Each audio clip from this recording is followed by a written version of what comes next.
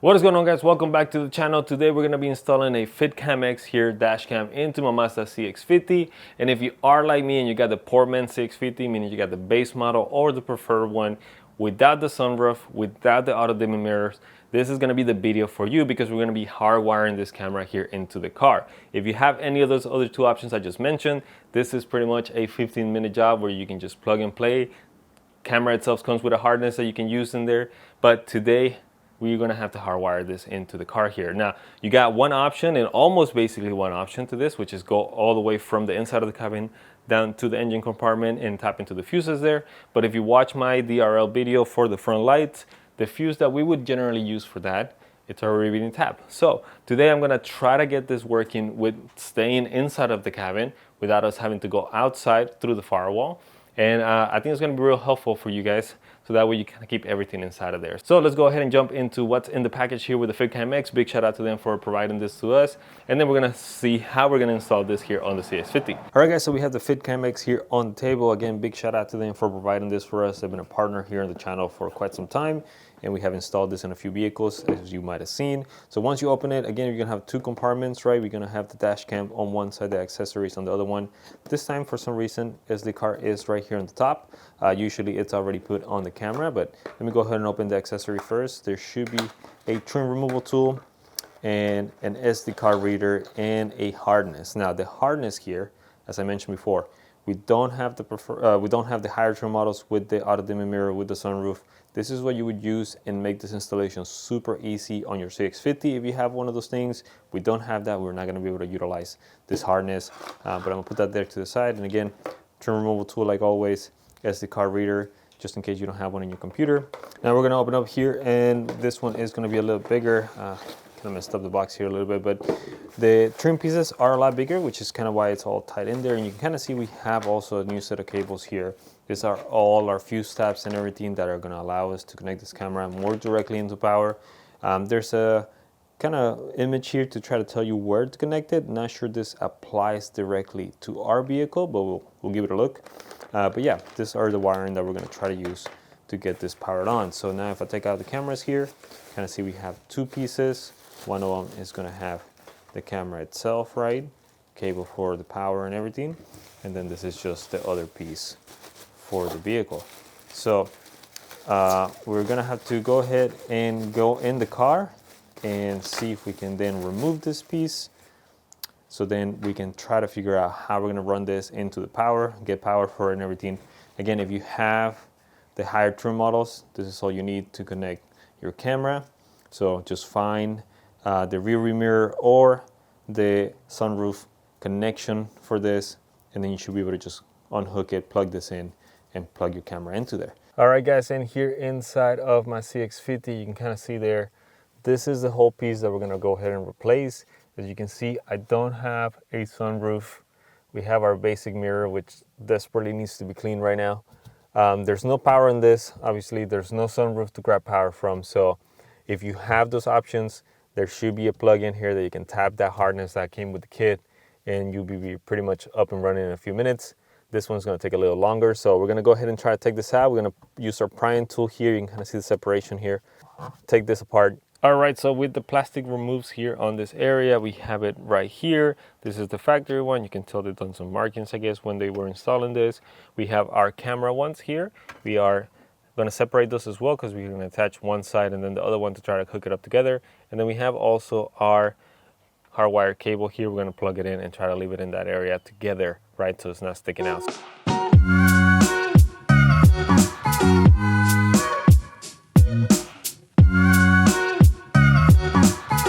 Okay, I'm going to try to show you guys real quick before I put this in there just how I routed the cable. There is a little tab in here. I'm guessing this was where the harness would be if you had like the auto dimming mirror or any of the other electronics here. We don't, so there's just hanging there. So that's where I connected our harness, and the rest of it, there's a little bit of hard piece right where it connects together. That's where I left it, and I kind of hooked it on there so it doesn't move.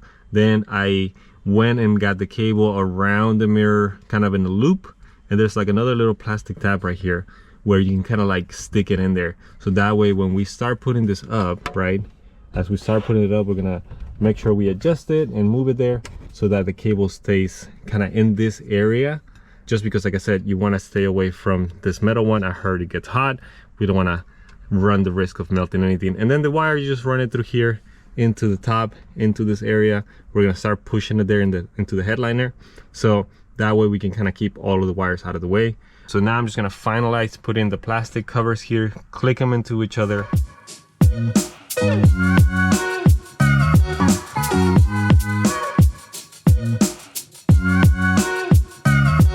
All right guys, we have installed here the plastic camera part with the molded piece and everything. That is honestly the easy part of this. So we are good there. We are going to start running the wire. The wire is hanging. You can kind of see it right there a little bit. I got a little bit ahead of myself and started pushing it, but you'll see it over here. What I would recommend is you can definitely push it with the fingers. This area seems to be a little more far apart. You can kind of see this falling a little bit there.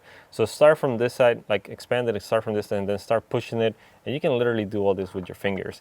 Once you kind of get it in there, the rest will just go in there by itself too. So there you go. We got it all out of the way. You couldn't even see it right there. So once we get to this side, we're going to start then to run this along the A-pillar here. So what we're going to do is we're going to run it through here, get it inside of this plastic piece, and then all the way over here. And then from here, we're going to start running it down all the way down to our fuse box location, which is right about here.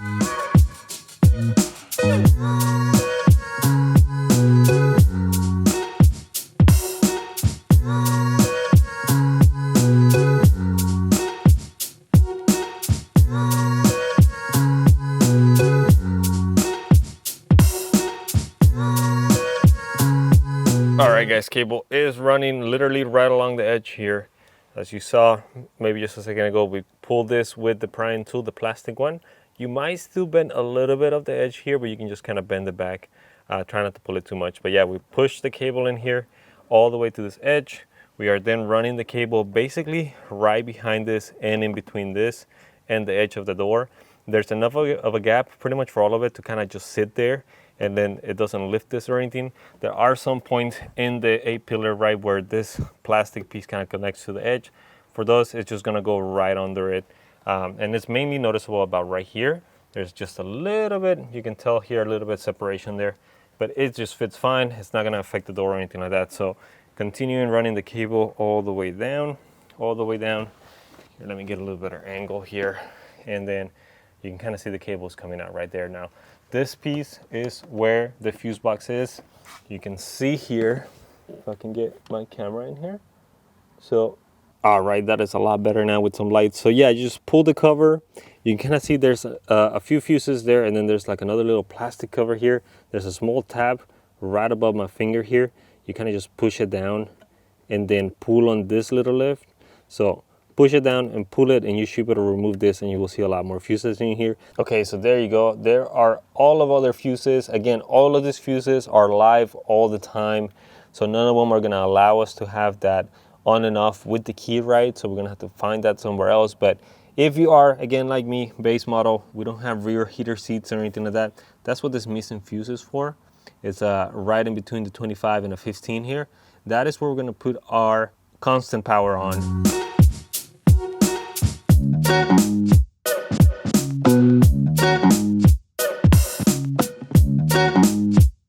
All right guys, and here we are looking at the fuse area without the covers. I know you're probably gonna like, man, you didn't show that. It's super easy. Again, this metal piece, or not metal piece, this plastic trim here literally just pulls up like I was showing you earlier. Put your hand on this side, pull it up, it's gonna come off. And then here for this one, right, which is this plastic piece here, there is one little tab right here in the corner. You can kind of see there's that hole there, right? Just a push pin, so just pull it out with the same plastic prying tool.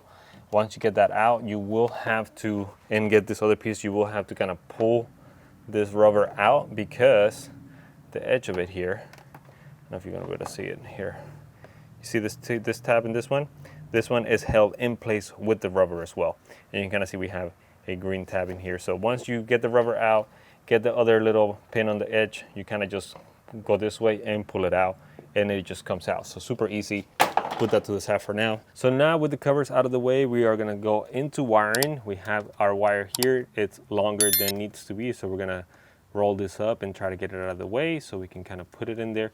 We are going to get the new fuse tabs. The kit comes with a few different sizes, right? Which is great depending on the car you have. But the one you need for this particular car is going to be the smoke gray see-through fuses. At least that's what it was on mine. They're a bit of a medium size. There's one that is like a light gray that is not see-through. That one's a little bit too small. You shouldn't need that for this car. So get the one that is smoke, and then we're gonna basically take this harness and we need to add a fuse in between as an inline as opposed to this kind of fuse tab. So we're gonna chop the red one here, which is the ACC. You should see a marking here on the edge that says ACC, and we're gonna add this style of fuse. Now I'll leave links in the description so you guys pick one up. It's gonna be a lot cheaper to get it from Amazon. If you absolutely need to, you can also get them in AutoZone. This is where I got this one, but I'm gonna tell you it's a lot more expensive there than if you just order it online at the same time you get in the camera. So we're gonna add this, we're gonna extend the wire here a little bit because we need to go all the way to the center console where we're gonna tap here into the cigarette lighter.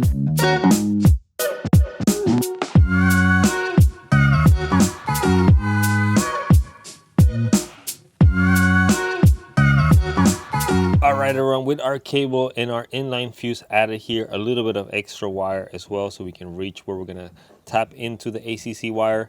This is good to go here. We're gonna move now into kind of the center console here on this other side to remove kind of the plate here. This cover is real easy. You kind of see there's some two little tabs here. So use your plastic trim removal tool. Just basically push it in there and then you can pull this down and then just take it out. Super easy.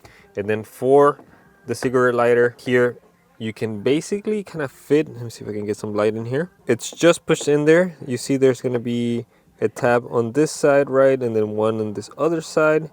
And then you can reach through here and just push it from the back. Use the plastic trim removal tool also to kind of try to press on one of the sides so it can kind of pop off. And then once you pop it off, that's really all we need. We need access to this white wire. You'll see there's a white wire and a black one. Black is your ground, obviously, and the wire should be the cable. And I already verified there's no power to this right now, right while the car is off. So we're gonna tap our ACC wire into that cable, and that should fix our problem here, hopefully.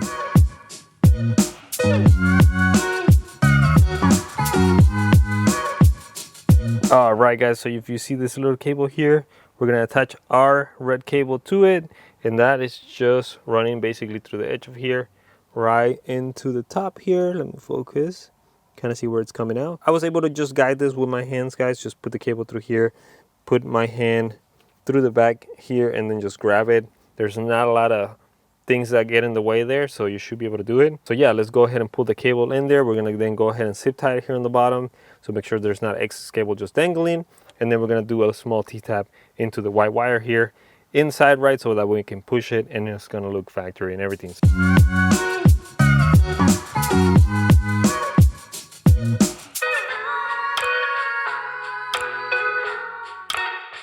So if you can see there's our cable. There's like a nice little spot actually where this particular one that I got kind of fits in there, a little snug in there. So I just left it there. We added a zip tie right here. If we continue along this, we add another zip tie here, and then the cable starts going up, so we don't have to worry about it. Nothing touches the pedals or anything like that, so we should be okay here. And right over here, you can kind of see our cable coming out. It's coming out right here. Our white cable that we need to tap to is here. So what we're gonna do is we're gonna cut this cable here, add the T-tap into it, kind of try to peel off a little bit of this. This cable is kind of hard to come out there. That's kind of as far as it goes. So it's a bit of a tight spot, but we're gonna have to make it work. We might have to cut a little bit of this, a little bag, so we can get access to the cable a little bit better there. And then we should be able to just add the T-tap there and should be all good to go.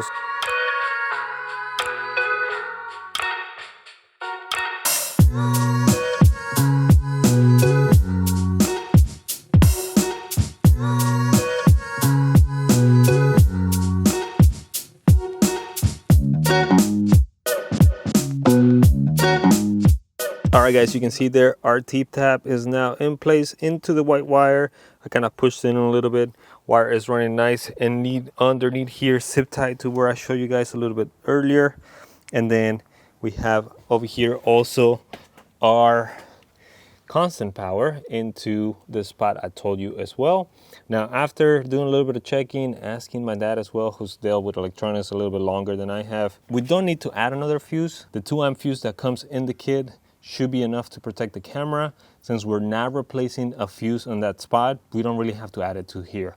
So I'm just gonna leave it alone with just the 1 fuse on there. If there was a spot that you're replacing, obviously you would use the fuse that you're replacing and put it on that second slot there. Now for the ground wire, which might be really hard to see. You can see this little cable here. It's running up here and it's running into this bolt right here. Now you might be wondering, shouldn't it be touching metal? And you are correct. This part here is plastic, but this bolt is actually holding 2 metal pieces behind the plastic together, which is kind of the dash metal, I'm guessing, and then the car metal. So I wedge our ground cable in between the 2 metal pieces. It's gonna be kind of hard to show you guys here because it's kind of very slim to see there. But if you look from the side here, you should be able to see the 2 metal pieces. One of them is almost like raw metal, and the other one is a little bit more of this kind of white on one side. So yeah, I'm wedged it there. I believe that should be good enough for our ground point. But obviously we are gonna go ahead and test it out before we put everything together, just to make sure it all works. And I don't remember if I mentioned it or not, but yeah, there's a little plastic piece. It just comes out. There's one end that goes in there, and then just a push pin for this area. You can just remove that, super easy. All right guys, look at that. You see those lights there? We are just, I'm sorry for the ringing there.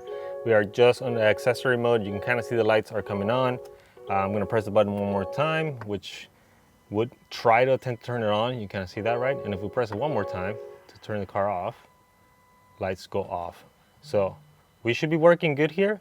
I'm gonna go ahead and actually turn the car on to then try to connect to the camera so we can make sure that it is actually fully working. So let's do that. Okay guys, now that we have everything connected, we're gonna run here through the app and how to use it. It's super easy to use. Download Fitcam X to your phone. You might see the camera kind of pop up here on the bottom, but you shouldn't click it right away because you actually have to join the Wi-Fi first. So if we switch over to the Wi-Fi settings, we're gonna see a camera show up here. We'll give it a second for the networks to kind of do its thing.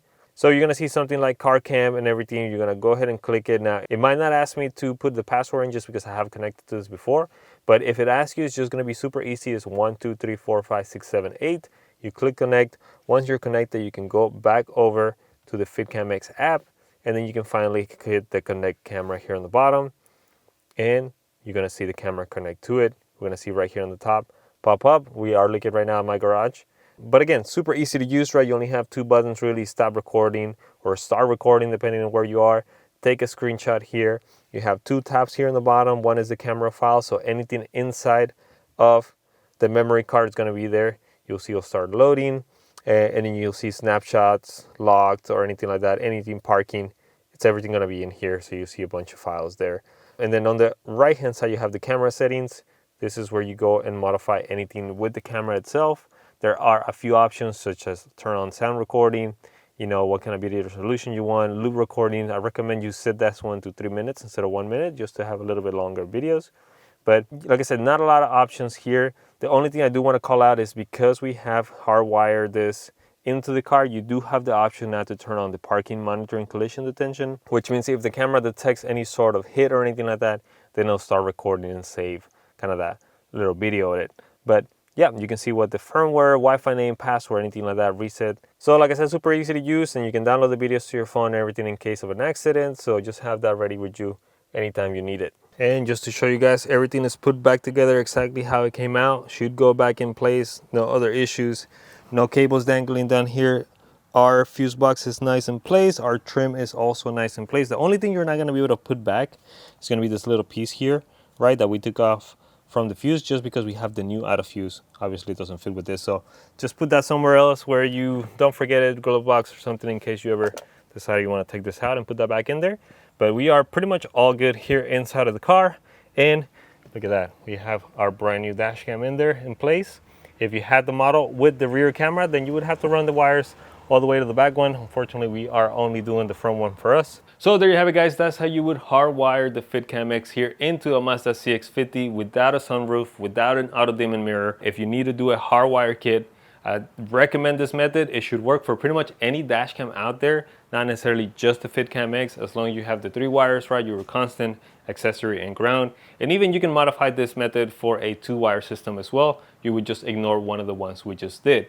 I recommend you go with the Fitcam X, and we'll have a link down in the description so you guys can pick up this exact kit that we just installed today, and then also a promo code so you guys can save a little bit of money as well. Hopefully this video helped you out. If it did, please leave a like, leave a comment. Let me know your thoughts down there in the comments. And if you want to follow more, please subscribe to the channel. It helps me out keep building and making more things here for the Flake Garage family. So I really appreciate you, and hopefully we'll see you guys on the next video. Bye.